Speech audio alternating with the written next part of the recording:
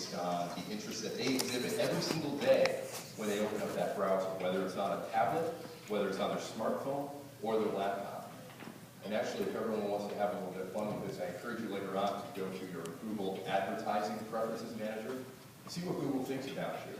They think that I'm about 40 years old because I'm a dedicated NPR listener and I go to their website rather frequently. So that really makes you feel good at 31. You know, Google thinks I'm about a 40-year-old man. But you can find out for yourself how Google interprets your user profile based on the websites that you visit.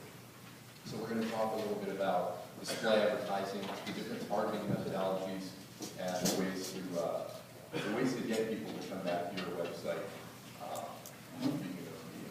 So let's go into website best practices first. We're going to talk about home base, like I mentioned. And again, when I'm talking about action items, this is one that you want to make sure that you're paying attention to with respect to everyone's website in the room here. You want to do things like avoiding too much sub-navigation. So we've kind of been guilty about this in the past, of encouraging dealers to build more content, build more pages that are relevant to the users who are looking for new and used cars, or looking for parts and service. We tell you to build out pages with respect to your fixed operations department. Now, one thing that's tended to happen with all this great content is we've added it to the navigation. You know, that's sort of a no-no these days, only because we don't want to bog that user down and trying to find exactly what they're looking for. So, you know, some people know if you build a page, you don't have to put it into the navigation in order for that to be recognized by Google, in order to have value. Just keep that in mind. You can build content that's going to drive inbound visitors to your website, and you don't have to add it to the navigation. So for every, say, 2013 page you build, for every 2014 page you build, perhaps about a vehicle or all the vehicles in your inventory, you don't have to add them all to the navigation. Let's make sure that new, used, your other profit centers like fixed operations have very clear paths, which we'll talk a little bit more about later on, to getting them as quickly as possible to the vehicle that they're looking for or the department that they want to visit, so that they can see a call to action, fill out a form or call the dealership, convert, as we call it, and then get in touch with you to start a conversation and set an appointment. So that's number one on the agenda.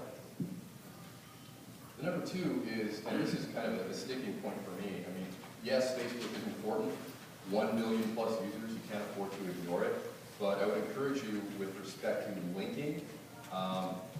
On the home page, that's really the most lucrative space you have on your website with respect to Google reading it and indexing your page relative to others in the search engines when people are looking for new vehicles, or they're looking for parts, or looking for service, etc.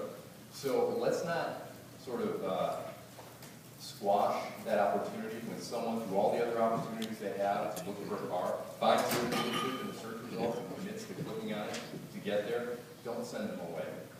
Don't send them to, you know, a social network right away, especially not your slideshow on the homepage. Certainly okay to have information about your social networks to let people know that you're engaged, but with respect to those third-party links, especially on the homepage, don't link away. We want to use the social web and other communities to get people to our website as opposed to the reverse. So, and again, if there are any questions about these things I'm speaking about today, throw your hand up. I'm happy to take questions as we look through this. Now, also, I spoke a bit about calls to action. So when we think about things in the slideshow, for example, it's great to have a very crisp image of vehicle and a specific price point, let's say, or a lease rate, something that gives value to that user who's visited your website. You know right away, okay, here's an offer I can take advantage of by clicking on it. I can get to that page, I can call the dealership, submit a form, but keep a rule in mind, and that's the rule of 3, okay? 3 seconds is about all the time you have when someone visits your website and sees that image on the slideshow. You've got their attention for about 3 seconds maximum. So when I think about a slide like this, not to be critical because it's very well intentioned, but I'm looking and I'm confused, and okay, 169, 190, 6,000 MSRP. There's a lot to take in on this slide right here. So let's just make sure when we're building out these slides, we're clarifying the message in a way that's easily readable to people who visit the website. So again, great intention here, and a nice first step, but to take it to, you know, that next level, as we all call it, I would compress that into a singular message for that slide that's easily readable, and then you're going to get a lot more mileage, as it were, out of that message. So, yes? In reference to the slides, are you guys working on the polls at all on this? You have a remind poll, there's no polls. Polls. Polls. Like if someone has, you know, I granted that's a lot of, Sure. but if you have one slide for 169, and they want to read into it, there's no polls. Yeah, that's a good question. Yeah, that's a good question with respect to kind of usability. So you're saying if I have interest, maybe I scroll over the image, pauses it so that I can read it instead of going to the next slide. I'll level with it. I don't have an answer to that, but that's why it's good for me to come down to meetings like this, because then we can bring it back to our engineers and investigate whether things like that are possible. So that's a great question. I will make a note of it. And again, if anyone has questions like that, you know, certainly reach out to digital advisors, but also, as last resort, if you want to reach out to me, I'm joe@weaver.com. I'll just throw that out there. So that's a great question, and I think it's relevant to what we're talking about.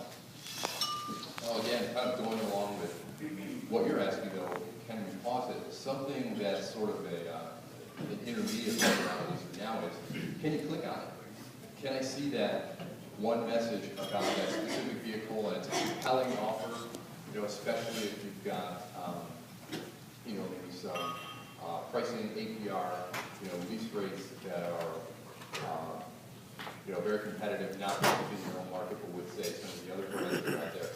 Can I click on it and then be taken to a page that outlines the offer, or at least the vehicle inventory, so I can see the details about the car that that offer is available for?